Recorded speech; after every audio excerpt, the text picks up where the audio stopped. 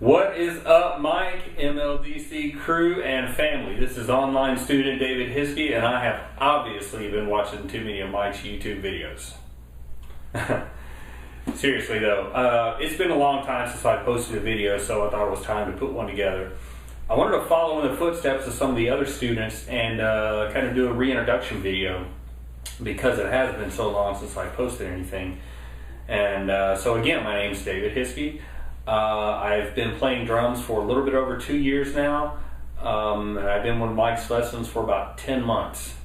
And one other thing about me is I've been a bass player since I was 15, and I'm 44 years old, and so I'm by no means a stranger to music and playing and performing, but I'm definitely a noob behind these guys right here. So thank you very much, Mike, and everybody who's posted stuff. I've learned a lot, and I've not only have I learned a lot, I've learned how to learn. That's very very important. So what I've done is the past week is I had set up some microphones and things like that. I wanted to play around with getting some drum sounds and stuff, and doing some video recording of some things that I've been working on. So basically, I've gone through all that video footage and thrown out all the stuff that sounds like I'm throwing my drums down a flight of stairs, and kept the stuff that I think is somewhat presentable. By no means am I claiming to own any of these things or have these things down. They are basically just where I'm at in this timeline. So it is what it is, and what I'm presenting, and that's where I'm at. That's my story, and I'm sticking to it. So the first thing that I wanted to show, Mike, I know you always talk about, show the payoff and then explain what you're doing. Just in order to save time, I'm just going to kind of explain what I'm attempting to do, and then show it. So the first thing that's coming up is a thing about some linear fills. So it's kind of a morph between, I think it's number 2 out of your 16th note fills in the book, which is okay. So what I did was I wanted to put that one together with another linear fill, and this linear fill I guess you could say I discovered on my own. I didn't see it anywhere. I don't own it. I'm not claiming to own it, but I figured it out for myself. So let's see if I can put this together on the fly here.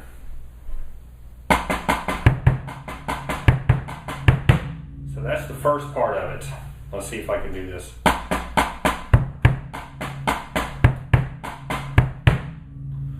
But the interesting part is when I put number 2 out of the book, that one starts with a kick. So I end up having 3 hits on the kick drum. So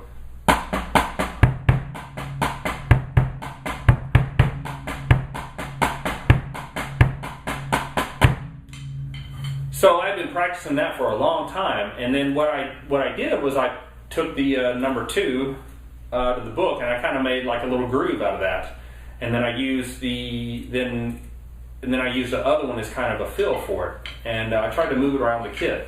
So anyway, I hope I explained it clearly. I hope maybe hopefully somebody can benefit from that as well. So anyway, check it out.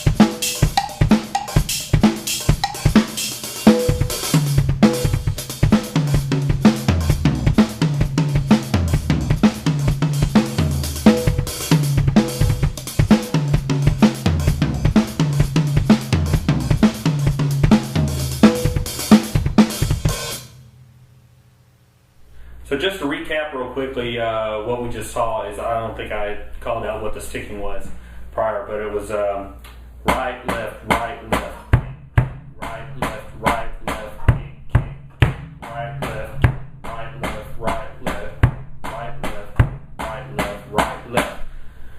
So the tricky parts of that putting those together is the 3 hits on the bass drum.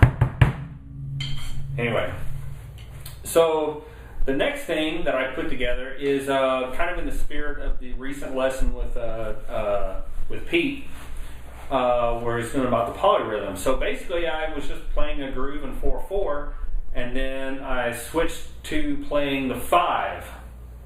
I played in the 5 over a 4/4. So anyway, check it out.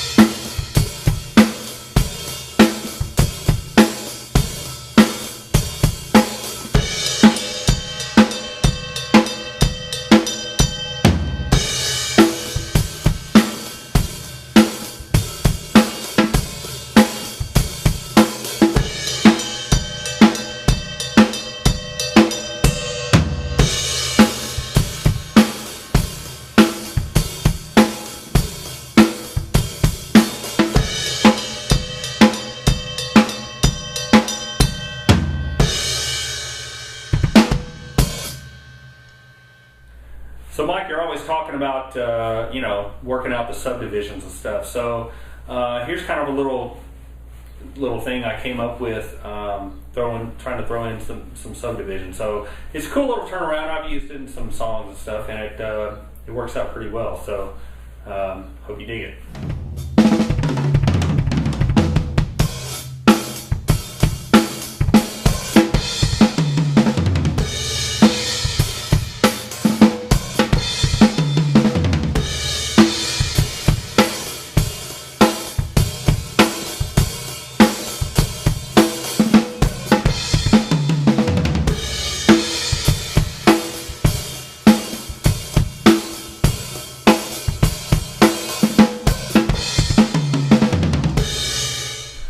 So I got to talk about this next clip. Some of the newer students, not that I'm that old of a student, but I know you've had a lot of guys join here recently. I don't even remember the name of the lesson, but what I do remember was I believe it's like the Woody Woodpecker. The Woody Woodpecker. I'll refer to it as a Woody Woodpecker groove. So I've always, ever since we did that lesson, I've always come in and when I practice, I'll spend some time working on that just because it's so cool. But one thing that has always been kind of the stick in the spokes was as soon as I start trying to put in some hi-hat, keep going with it. For some reason, that just throws me off balance. So I've really been working on that, not just on that, but on a lot of things I do. I'm really trying to get that hi-hat independence going, and so I got a couple of fills, a couple of measures of that, and I put in some of the turnarounds. I put like a 6-stroke roll, and there's a gospel fill in there that I have to give props to one of your students who posted online back a while back. I had to go back and search for this guy. I don't even know if he's still a student.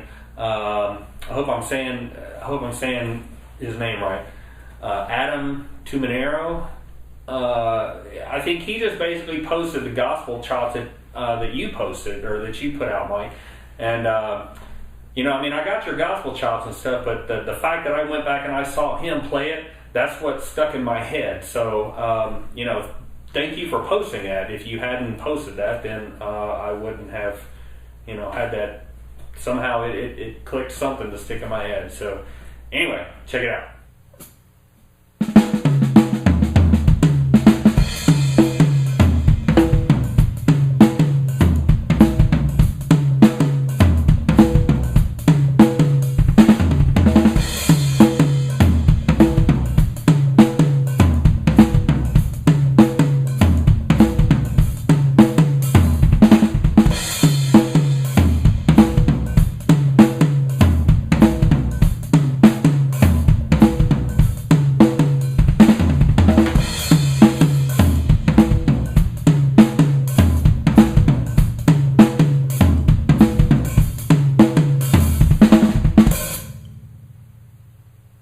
So this next clip, I wanted to show a linear pattern that I discovered for myself. I did not read it anywhere. Nobody showed it to me. I just kind of discovered it on my own. And I I mixed it in. Mike, you remember the peppermint groove that you posted on YouTube? So I tried to do my rendition of the peppermint groove and do this linear fill as a turnaround. Let me see if I can show what the sticking is. I think it's pretty cool, and somebody else might want to try this. Basically, it's broken down into 3 parts. First part is right, left, kick, kick, right, left, kick, kick. The second part is right, left, kick, kick, right, left, kick, kick.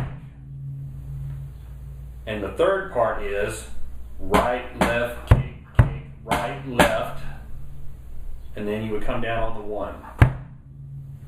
Let me see if I can try this slow on the spot. I don't know how you do this every day, dude.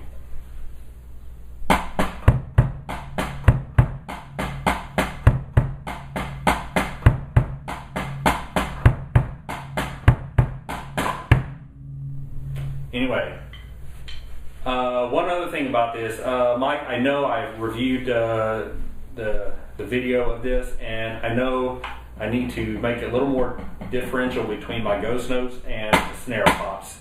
So that's probably would be one of the things that you would have to critique about, and I'm already aware of that and already working on that. So anyway.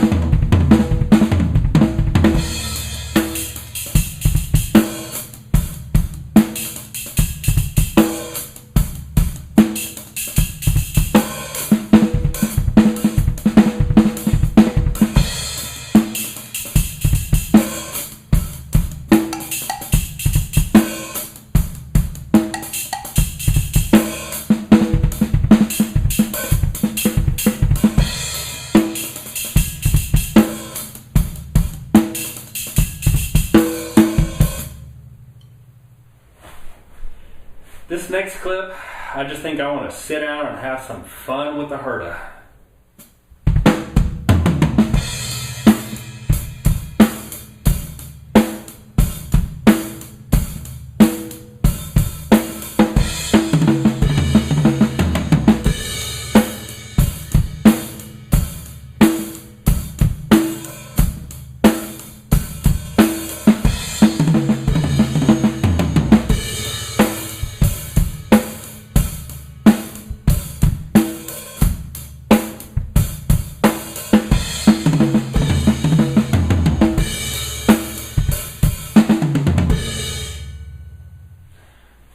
So this next clip, Mike, I don't know if you still have it up or not, but you did a video on YouTube. It was a freebie. It wasn't one of the online lessons.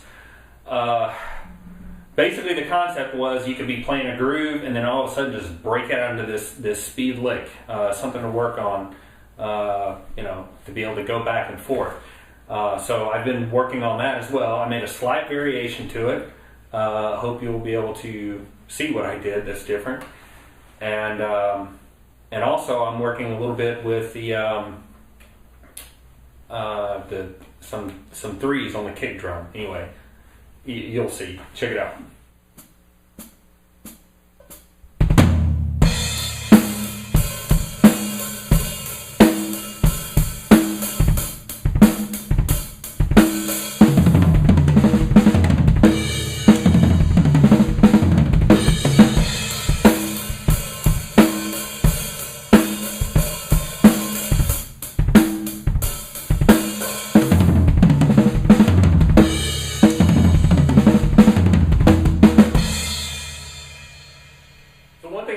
About that clip and the one from earlier where I'm hitting the threes, boom, boom, boom, on the kick drum, is that I play a single pedal, but what I do is I discovered very early on how to use a heel-toe technique.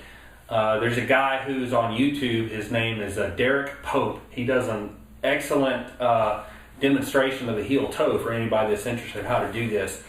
And also, I've kind of, to be able to pull those threes, I've kind of morphed it to where I will heel, toe, and then I kind of come back up, almost kind of like a skip.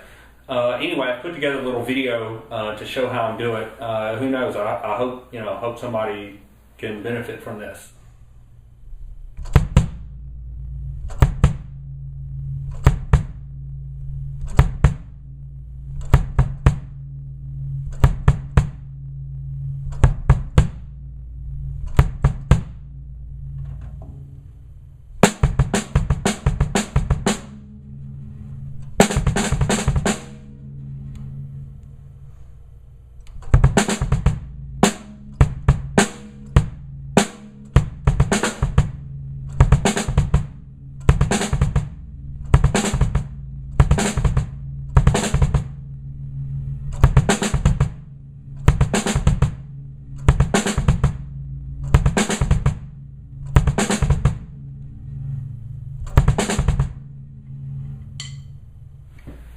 Still kind of in the vein of the Pete lesson and the polyrhythms and such, and it kind of goes back to Mike. I remember when you're teaching how to do paradiddles as triplets, with a quarter note pulse here. So what I did was I basically playing a paradiddle, but I'm using my right foot to follow my right hand. I'm playing that as triplets while keeping quarter notes on my hi-hat. This is by far one of the hardest things that I have learned. I don't even learn it yet. I just happened to go through all the video footage and I found one that was respectable enough to play. I'm still working on this, but very much an independent accomplishment for me. So anyway, if you watch closely, you'll see the smoke coming out of my ears.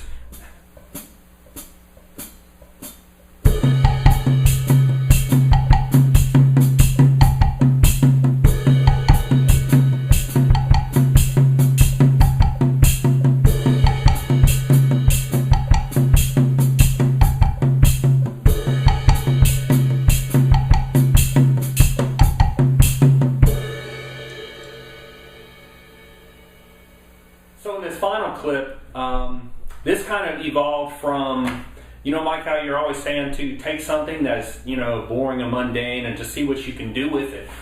So basically, one day I was sitting down and working with the paradiddle diddle, and I started just kind of playing around with it. And well, I'll just let you watch it. But if you got a volume knob, turn it up. I think it sounds pretty cool, a little bit louder. So anyway, hope you dig it.